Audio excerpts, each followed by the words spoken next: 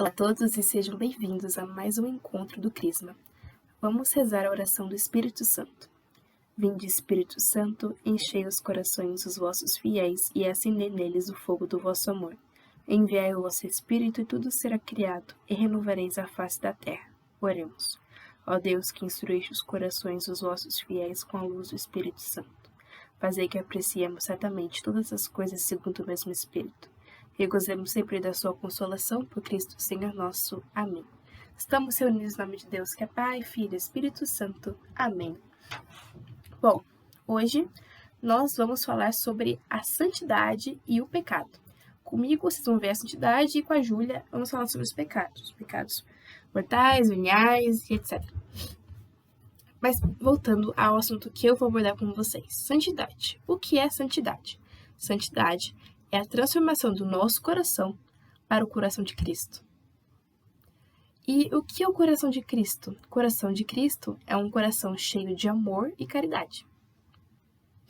Amor no sentido de amar a Deus verdadeiramente, sem querer recompensa. Isso é o amor que está no coração de Cristo. E a caridade é amar aos nossos irmãos, como Cristo nos amou, amando-os os pecadores e não seus pecados. Então, nós temos aqui essa santidade, que é a transformação do nosso coração. É uma escolha diária que nós fazemos para a gente melhorar, para melhorar nosso coração. E aonde está escrito isso na Bíblia? Pois bem, se a gente for lá no Sermão da Montanha, Evangelho de Mateus, capítulo 5, versículo 48, Jesus Cristo está dando seu sermão conhecido como Sermão da Montanha. E nesse versículo ele diz: sede, portanto, perfeitos, como o vosso Pai Celeste é perfeito. Ou seja, sede, portanto, santos, como o vosso Pai Celeste é santo. Ou seja, quando nesse caminho da santidade, a gente escolhe, transforma nosso coração igual a Cristo, pois Cristo não tinha nenhum defeito, Cristo era perfeito, Cristo era Deus. Tudo igual ao homem, menos o pecado. Então, quando a gente fala sede, portanto, perfeitos, é tirar todas as nossas mazelas, nossas malícias, nossos vícios, melhorar. Temos também uma passagem, na Bíblia há várias passagens sobre a santidade, há várias. Mas se formos na segunda carta de São Paulo aos Coríntios, né, que São Paulo ele evangelizava ali, era que ele se encontrava, que eu não vou lembrar agora, e ele mandava cartas para os povos que ele cuidava, né, ele cuidava como se fosse um diretor. E ele escreveu assim: ora, nós somos o templo do Deus vivo, como disse o próprio Deus. Caríssimos, purifiquemo-nos de toda mancha do corpo e do espírito, completando a nossa santificação no temor de Deus. O que ele está dizendo aqui? Nós somos o templo de Deus, como a gente sempre fala sobre a comunhão, que nós somos realmente o templo de Deus, né? Nós comungamos o corpo e o sangue de Cristo. E devemos purificar nossas manchas do espírito e do corpo, nossas manchas da alma, completando a nossa santificação. Ou seja, caminhando nessa escolha de ser santo, caminhando, né, no caminho de Cristo, querendo ser santo, escolhendo a santidade. E por que buscar a santidade? 3 motivos eu vou dar para vocês. Primeiro motivo, para a gente se conhecer melhor. Não há santo que esteja com Deus que não se conhecia verdadeiramente. Por que eu digo isso? Quando a gente se conhece, não é o se conhecer, por exemplo, eu prefiro suco de melancia do que suco de laranja. Eu gosto mais de filme do que série. Eu prefiro rock do que samba. Não é esse tipo de se conhecer que eu tô falando. O que eu tô falando aqui é nos conhecermos profundamente, saber aonde estão os nossos vícios. Se eu tenho mais tentação a cair no pecado X ou no pecado Y, se eu consigo ser melhor em determinadas coisas, se eu consigo meus dons, porque Deus dá dons para todos nós. Qual que é o meu dom? Qual é o dom que Deus me deu que eu preciso crescer, né? Que eu preciso dar frutos? Então, isso é se conhecer verdadeiramente. E nós temos, na Santa Igreja Católica, uma santa chamada Santa Teresa d'Ávila, que viveu lá pelo ano de 1500 na Espanha. E ela escreveu, que é uma doutora da Igreja. Doutores da Igreja, são parênteses aqui, doutores da Igreja são aqueles que contribuíram muito para a nossa doutrina. E ela escreveu um livro, essa santa, que chama As Moradas do Castelo Interior. Aqui. E o que é esse livro? Santa Teresa, abriu um negócio aqui automático.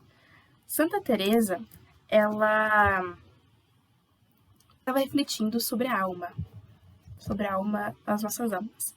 E ela chegou à seguinte conclusão: a alma é uma joia preciosa. E dentro dessa alma habita em nós, né, dentro da alma habita a Trindade Santa, habita Deus. Deus gosta de habitar nas almas, nas nossas almas. Mas, por conta do pecado, a gente está longe aonde Deus está na nossa alma. Por conta do pecado, a gente não consegue se conhecer e ver aonde Deus está dentro da gente. E ela faz uma metáfora maravilhosa para explicar isso. Metáfora, né, que é um recurso linguístico, que eu sei que todo mundo já viu isso, porque tem a idade de vocês, isso na escola, que usa para explicar um argumento, um ponto de vista, um objeto já existente. Então, ela usa um castelo para explicar a alma. É maravilhoso. Esse livro é incrível. Pois bem, ela explica o seguinte: a alma é como se fosse um castelo de 7 moradas. Aqui, vamos usar aqui a imagem do livro para vocês visualizarem. Tá vendo? As moradas, primeira, segunda, terceira. E ela fala sobre as 7 moradas. 7 moradas. Na 7ª morada, há Deus. Deus está lá. Deus está dentro da nossa alma. E conforme nós vamos nos conhecendo, nós vamos nos empenhando, nós vamos adentrando esse castelo. Por quê? Imagine um rei. Ele não vai colocar o seu precioso tesouro na primeira morada, né? Não vai por aqui, onde qualquer um pode pular o portão e sair. Não, ele vai por lá dentro, onde está mais seguro. Onde tá vendo? Tá no centro, que tem que entrar de verdade. Então, o que é mais precioso da nossa alma? Deus. Deus está lá. Deus gosta de habitar lá. Então, a alma tem as 7 moradas, né? Pois bem. E ela usa essa analogia do castelo para explicar nossa alma. Essa metáfora, que tem 7 moradas. Quando nós estamos em pecado, ou seja, né, quando nós cometemos uma ofensa a Deus, quando nós não cumprimos os 10 mandamentos, quando nós ofendemos alguém, quando nós não os amamos, quando nós não cumprimos o mandamento da igreja, enfim, vocês vão falar mais sobre isso com a Júlia. Nós estamos fora deste castelo. Estamos aqui, fora do castelo. E quando estamos fora do castelo, estamos fora de nós mesmos. Nós estamos propensos a pecar mais. Estamos só vendo as maldades do mundo. A gente não consegue enxergar que nós precisamos melhorar. Então a gente está aqui fora, quando a gente está em pecado. A gente não consegue chegar aqui, que é Deus.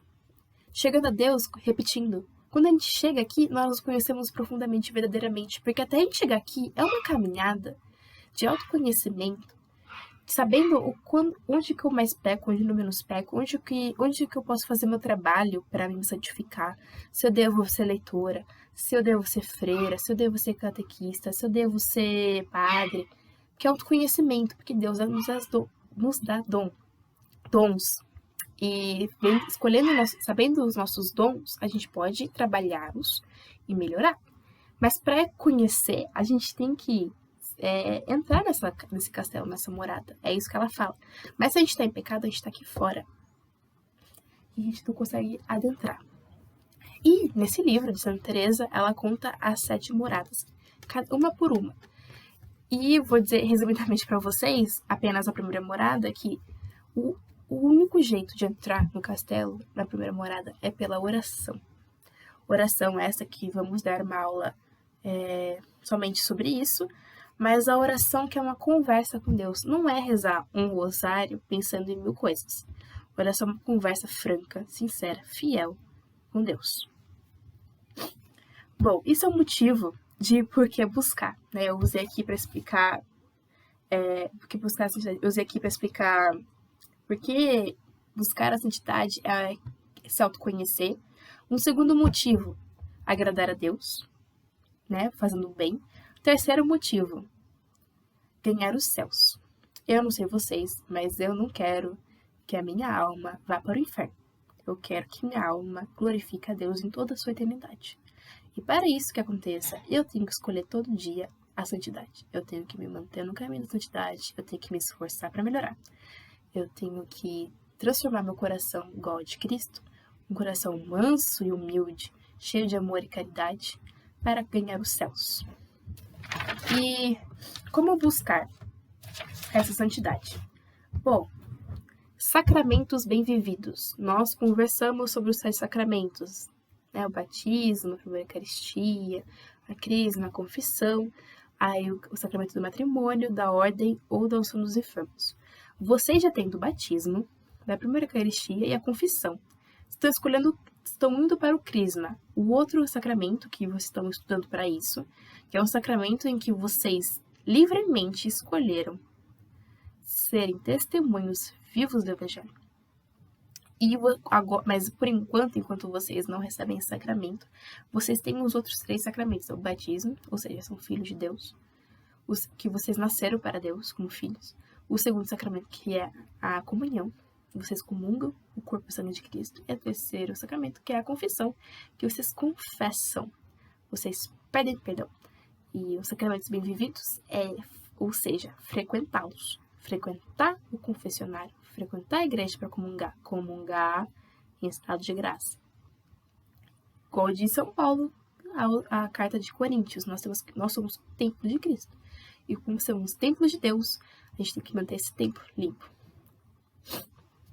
Segundo, como buscar? Na oração. É rezando, é orando para Deus, pedindo, agradecendo toda hora. Mas assim, não é uma oração só à noite, sentadinha assim no escurinho. Não. Oração você pode orar a qualquer momento, você pode conversar com Deus a qualquer momento. A gente sabe disso. E tudo que eu tô falando aqui parece um pouco longe, né? Quando a gente fala sobre santidade, a gente vai na missa, a gente vê aquelas imagens, igual na paróquia, né? Vê a imagem de São Paulo Apóstolo, aquele apóstolo que é uma das pilares da igreja. A gente vê a Nossa Senhora das Dores, a gente vê São Peregrino, a gente vê São José e pensa, nossa, tá muito longe de mim, não sei como fazer isso. Bom, nós temos muitos santos para explicar como a gente consegue caminhar na santidade, buscando a santidade diariamente em nossas vidas. Um primeiro exemplo que eu vou dar para vocês é Santa Teresinha do Menino Jesus. Esta santa aqui que está no meu quarto. Essa aqui comprida, ó. Essa aqui. Santa Teresinha do Menino Jesus era uma freira carmelita que vivia na França. E ela, refletindo, né, sobre a sua vida, pensou o seguinte: como eu, Teresinha, vou caminhar na santidade? Como eu vou amar mais a Deus neste ambiente que eu estou, neste Carmelo, nessa casa de freiras? Como eu vou ser santa aqui? Como que eu vou fazer isso? Então, Santa Teresinha, né, nos seus livros, no seu diário que ela escreve, ela conta como foi essa caminhada dela. E uma das histórias mais conhecidas, que eu vou para exemplificar para vocês, era uma história em que existia uma madre superior a ela, a madre superior, que era a ela, e a relação delas era um pouco dificultosa, era, assim, difícil. E Santa Teresinha botou um ponto de esforço ali. Bom, a santidade é uma escolha diária. Nós temos que transformar nosso coração igual ao coração de Cristo, com amor e caridade. Então, eu vou amá-la e eu vou ter caridade com ela. Então, quando aquela freira chegava até ela dava seu melhor sorriso para aquela freira. E olhava para ela e oferecia a Deus em seus pensamentos todos os seus esforços, todos os seus dons, daquela madre superior a Deus. Tanto que a madre até perguntava, nossa, por que você sempre sorri quando me vê? E era a Santa Teresinha querendo se transformar, querendo ser santa, melhorar. Então esse é um exemplo. Um outro exemplo que nós temos, né, que não é uma freira, mas assim, São José Maria Escrivá. São José Maria Escrivá que escreveu esse livro aqui, que é basicamente um livro dividido em capítulos, em que tem vários tópicos, em que ele fala sobre a santificação no dia a dia, mais especificamente no trabalho, mas na faixa etária de vocês a gente pode fazer uma analogia à sua escola e à sua casa. Então, ele tem, por exemplo, aqui num capítulo, que é sobre caráter, ele fala o seguinte: nos nossos meios, na nossa escola, dizendo aqui para vocês, transformando a fala dele para vocês, na nossa escola, na nossa casa, nós podemos ter aquela pessoa que tem um caráter muito difícil, que seja uma pessoa muito brava, ou que seja uma pessoa impiedosa, muito soberba, uma pessoa assim que é difícil de lidar, que é complicado. Pois bem, pense naquela pessoa como um ponto de esforço, que é para transformar o seu caráter. Não julgue ela, porque seria falta de caridade. Mas tome aquilo como um ponto de esforço para você melhorar, para você ser mais paciente, para você se esforçar para não julgar mais as pessoas. Aquela pessoa pode ser difícil, mas você pode se esforçar para não julgar. Você pode se esforçar para amá-la. A pessoa pode ser uma pessoa bem odiosa, complicada de se lidar, mas você pode se esforçar para amá-la. Isso é um caminho da santidade. Isso é que a gente está falando, é escolher ser santo. E como buscar, por último ponto aqui, é querer melhorar verdadeiramente. Como a gente faz querer melhorar? Reflexões diárias, pedir perdão, não só no confessionário, mas também pedir perdão aos nossos pais, nossos amigos, nossos parentes. Se esforçar de verdade, querer. Fazer penitências. Nós estamos no tempo da quaresma, que é tempo melhor que isso, tempo de conversão. Fazer penitências, ou seja, igual a gente passou no grupo, não sei se vocês chegaram a ler, mas igual tomar um banho gelado, não comer doce nas quartas-feiras, ou não comer doce nos 40 dias, não comer carne um outro dia da semana além da sexta-feira, não dormir sem cobertor ou dormir sem ventilador. Penitências. Se manter bastante em silêncio, rezar mais de um rosário por dia, e assim vai. E por último ponto que eu quero falar aqui é fazer mortificações. Mortificação é o seguinte, nós temos a carne e a alma, né? Mortificar é educar a carne. Ou seja, a gente educar é igual a se esforçar para tirar nossos prazeres da carne para tratá-la, para ser santo. Porque nós temos prazeres desagrados, nós sabemos disso. Temos prazeres que a gente vai indo atrás de prazer e prazer. Ou seja, a gente vai lá, tira um cochilinho à tarde, aí vai fazer a lição de casa, depois a gente come um chocolatinho antes do jantar, no café da tarde. Aí depois a gente toma um banho quentinho, tudo prazeroso, tudo gostoso. Nossa, tá uma delícia, no conforto do nosso lar. Se a gente manter sempre assim, nossa, a carne vai ser mole. Então, toda vez que vier uma tentação do pecado, a gente vai cometer esse pecado. Porque nossa carne é fraca. E essa frase, a nossa carne é fraca, é tão falada na igreja, na Bíblia, na catequese. A gente fala um monte de coisa. A carne é fraca. Então, a gente precisa mortificá-la, a gente precisa educá-la verdadeiramente. E como mortificar isso? Com as penitências, não é? Não dormir essas tardes, fazer a lição na hora feita. São José Maria Escrivá, que eu falei pra você nesse livro, ele fala sobre o minuto heróico. Quando você tinha aquela preguiça, você respira fundo e fala, não, eu vou fazer, glorificando a Deus, falando, Deus, nesse momento eu tô com muita preguiça de fazer essa lição de casa. Nossa, tô com vontade nenhuma, mas eu vou fazer, me esforçando, porque eu vou amá-lo mais. Me esforçando porque nós sabemos que na vida é cheia de dificuldades. Mas o jeito que a gente lida dessas dificuldades é a diferença. Se a gente lida com as dificuldades chorando, é diferente quando a gente lida as dificuldades glorificando a Deus. Pensando, Deus permitiu que essa dificuldade estivesse na minha vida, para eu melhorar. Para eu vencer aquilo que está me tentando. Então é isso que a gente está falando sobre a santidade. Se tiver alguma dúvida, por favor, mande mensagem. E agora a gente vai falar sobre os pecados com a Júlia. Beijo e até mais. antes de a gente falar especificamente sobre pecados, a gente precisa falar sobre uma outra coisa. Nós vimos agora com a Babi que Deus mora dentro da gente, certo? Deus está no íntimo da nossa alma. E nós sabemos também que Deus é amor. Deus é o supremo amor, o amor perfeito. Não esse amor que a gente sente aqui, o amor perfeito, o amor. Então, se Deus está na nossa alma e Deus é amor, logo tudo que a gente faz deveria ser feito com amor, certo? Nossos atos com amor, nosso pensamento com amor, nossa fala com amor, nosso olhar com amor. Tudo que a gente fosse fazer deveria ser feito com amor. É a lógica, né? O amor mora dentro da gente e a gente faz as coisas com amor. E por que isso não acontece na nossa vida? Por que a gente não faz essas coisas? Porque nós nos achamos melhores que Deus. Não me acho, né? Como que eu vou me achar melhor que Deus? Não, a gente se acha melhor que Deus. A gente pensa assim, olha, esse Deus que criou tudo, fez tudo perfeito, me criou o mundo, criou as coisas que eu faço. Eu acho que ele tá errado. Eu acho que tudo que ele fez, assim, não é isso que eu tenho que seguir. Ele falou como que é o caminho que eu tenho que seguir para ser perfeito, né? Ele criou o mundo perfeito para mim. Mas eu acho que ele tá errado. Eu acho que eu não vou seguir o que ele fala pra mim. E é aí que a gente, a nossa soberba, faz o que a gente acha que tem que fazer. E são essas coisas que a gente dá o nome de pecado. Quando a gente pensa em pecado, geralmente a gente pensa assim num demônio vermelho, com chifres, falando no nosso ouvido assim que a gente tem que fazer. E sim, o demônio existe, nós sabemos, o inferno existe. Mas a maioria das vezes somos nós, na nossa soberba, achando que somos melhores que Deus. Falando assim, Deus falou pra eu ir pra esse caminho, mas eu prefiro por esse, então eu vou pra cá.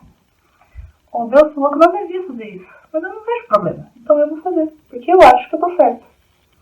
E são essas coisas que a gente acaba cometendo os nossos pecados. Mas o que é o pecado? O pecado é tudo aquilo que rompe essa barreira com Deus. Afinal, se a gente faz uma coisa contrária à vontade de Deus, a gente está rompendo essa ligação com Deus, certo? Então, quando o pecado é cometido, a gente se afasta mais de Deus. Nós temos dois tipos de pecado. O pecado mortal e o pecado venial. O pecado mortal é aquele pecado que rompe totalmente a nossa ligação com Deus. Sem confissão e sem arrependimento verdadeiro, a gente não consegue ter essa ligação com Deus novamente. A gente não pode comungar o corpo e sangue de Cristo na gente. Porque a gente decidiu que não quer ficar próximo de Deus. Certo? Não é Deus que está se afastando da gente. Somos nós que não nos afastamos dele. Deus continua dentro da gente. A gente fechou essa relação. Como as moradas que a Babi falou. A gente saiu do castelo, basicamente. Em vez de a gente entrar, a gente saiu. E para o pecado ser mortal, ele precisa de 3 elementos. Matéria grave, vontade deliberada e consciência plena. E o que é isso? Você vai perguntar, né? A matéria grave é a gente cometer alguma coisa contra o mandamento de Deus. Seja os 10 mandamentos, seja os mandamentos da igreja. Coisas que foram estabelecidas pra gente, que a gente sabe que são erradas e faz mesmo assim. A vontade deliberada é o quê? É você querer fazer aquilo. Você saber e querer fazer aquilo. Ninguém está te obrigando, você não foi coagido a isso, você quer fazer aquilo. E a consciência plena é você ter o conhecimento de que aquilo é um pecado. Porque se você comete um pecado sem saber que aquilo é pecado, você não tem culpa disso, certo? Vamos dizer assim. Você precisa saber que aquilo é errado. Então, matéria grave, consciência plena e vontade deliberada. Sem esses 3 elementos, um pecado não é considerado mortal. A gente vai falar mais um pouquinho disso. O pecado venial são os pecados que não se encaixam nessas 3 categorias, porém, eles nos afastam um pouquinho de Deus também. Eles não rompem essa ligação, eles não são graves, como o próprio nome diz, mas eles nos afastam um pouquinho de Deus. São pequenas coisas que nós fazemos no dia a dia, que se nós deixarmos acumular e juntar, isso forma uma grande bola de neve que nos afasta de Deus. Não tem como você cometer pequenos pecados durante o dia e nos dias seguintes e achar que não vai cometer um pecado mortal logo. Você vai acumulando aquilo. Você precisa se arrepender antes que qualquer coisa dessas aconteça. Então, voltando a falar dos pecados mortais. Por exemplo, vamos pegar um exemplo dos mandamentos. Não roubar. Você foi, sabendo que aquilo é errado, sabendo que roubar é pecado, foi na casa do seu amigo, viu uma coisa lá que você gostou, qualquer coisa, seja um brinquedo, seja um livro, seja uma comida, o que você viu lá?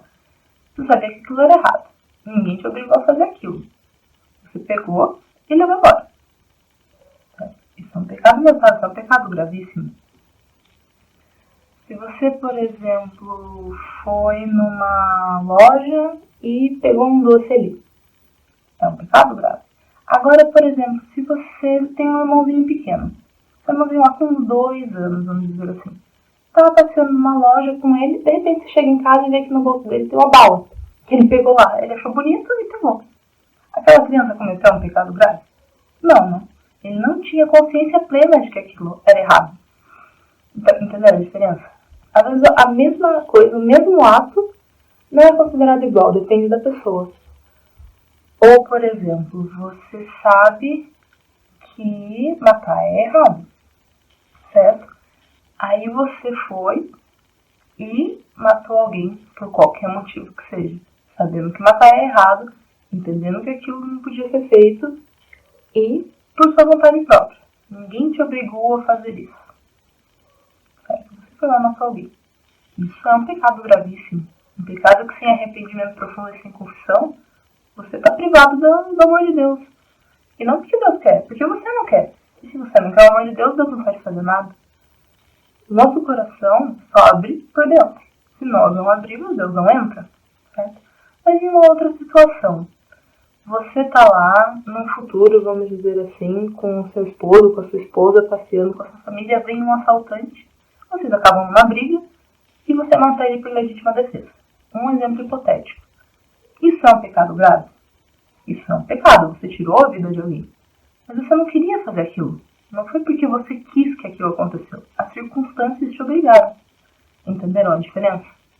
Mas a gente não pode usar isso para falar assim, não fui eu que quis fazer isso. As circunstâncias me obrigaram a fazer isso. Não, nós temos que ter consciência disso, certo? E a nossa consciência sabe indicar bem quando a gente está fazendo uma coisa porque a gente quer e quando a gente está fazendo uma coisa porque a gente não quer. Agora, por exemplo, você sabe que honrar pai e mãe é um mandamento, certo? Você tem que respeitar seus pais. Mas um dia, assim, que você estava muito bravo, aconteceu alguma coisa, você virou as costas e deixou ele falando sozinho. Isso é errado. Mas não é um pecado mortal. Entendeu? Não é uma matéria grave. Você não fez uma coisa assim que ofendesse profundamente eles, por exemplo. Mas você pecou contra os seus pais. Você deixou ele falando sozinho, você virou a cara para eles. Isso é um pecado venial. E a gente tem que pedir perdão para eles também. Todas as missas, nós temos um momento para pedir perdão. O ato penitencial serve para a gente pedir perdão desses pecados veniais que a gente comete no dia a dia.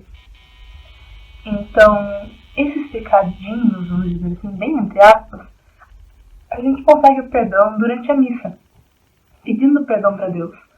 Já um pecado mortal, um pecado grave, a gente, por a gente mesmo, não consegue perdão.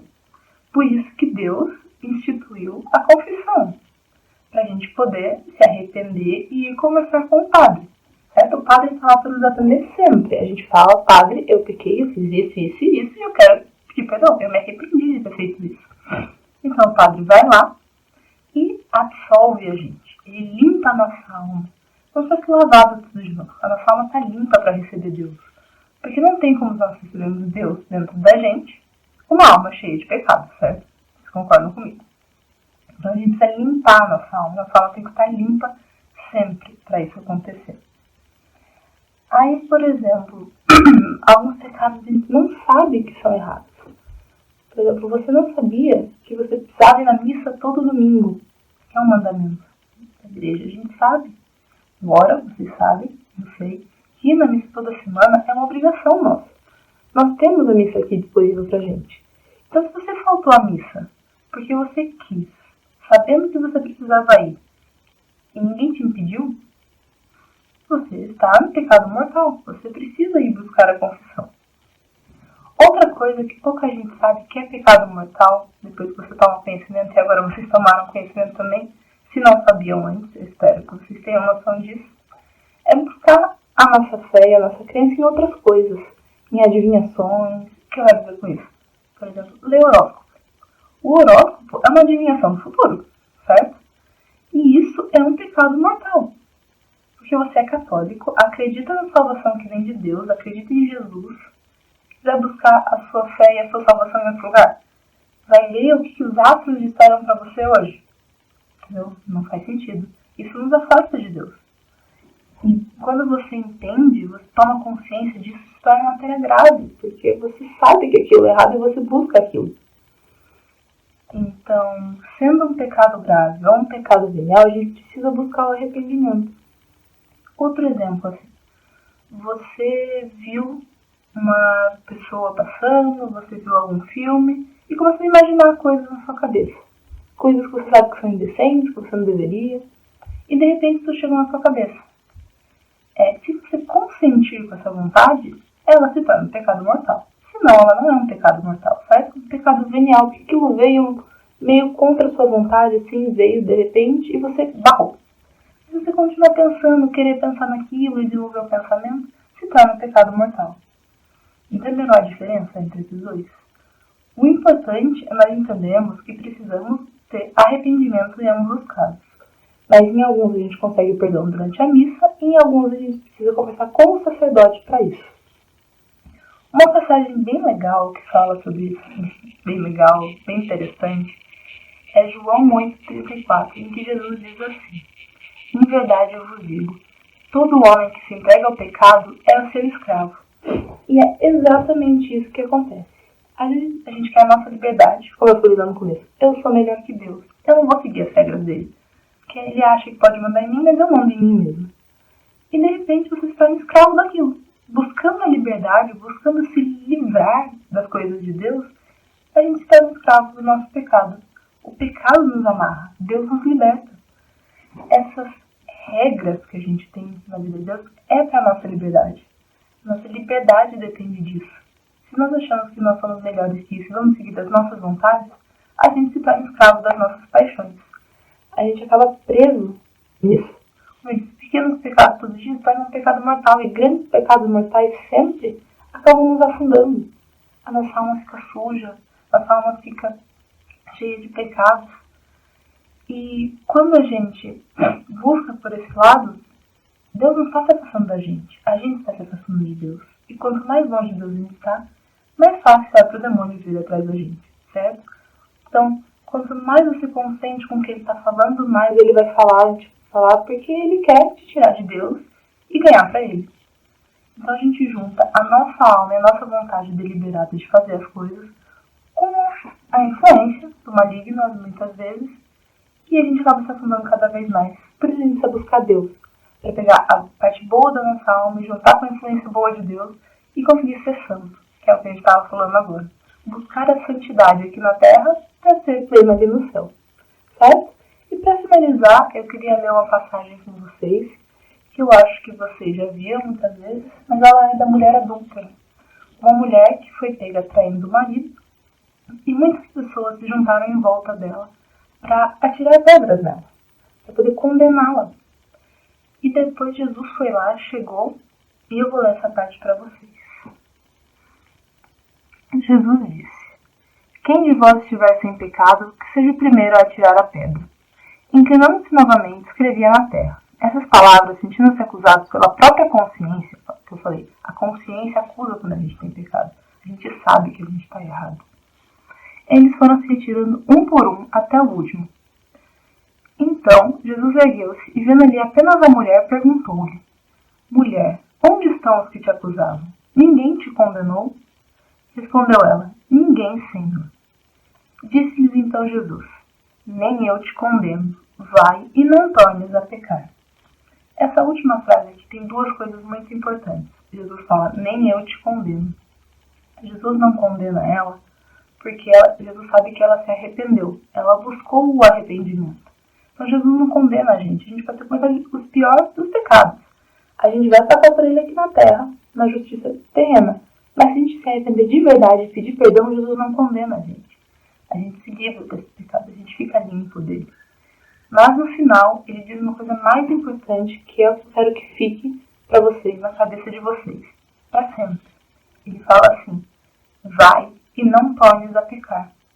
E sem isso, de nada vale a nossa confissão, de nada vale o nosso arrependimento. Não quer dizer que a gente não vai cair de novo. A gente vai, porque a gente é humano. Mas esse vai e não tornes a pecar, tente com todas as suas forças não fazer isso de novo. E é tentar de verdade. Não adianta você se arrepender, pedir perdão e fazer de novo. Você pode fazer de novo por algum motivo, mas você tentou não fazer, entendeu?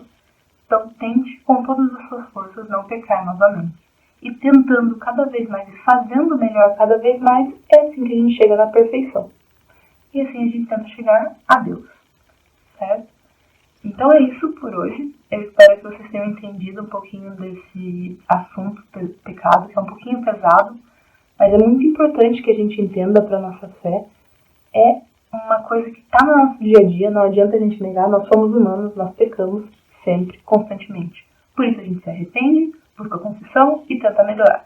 E esse ciclo é infinito até a gente morrer, certo? Vamos então rezar uma oração do Pai Nosso para podermos encerrar essa catequese.